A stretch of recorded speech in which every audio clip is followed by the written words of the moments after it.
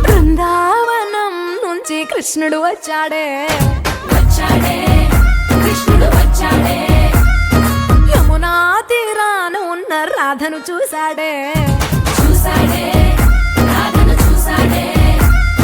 ఫ్లూటులని గోపాలుడే సుటు వేసే భూపాలుడే వీసమొచ్చిన పాలుడే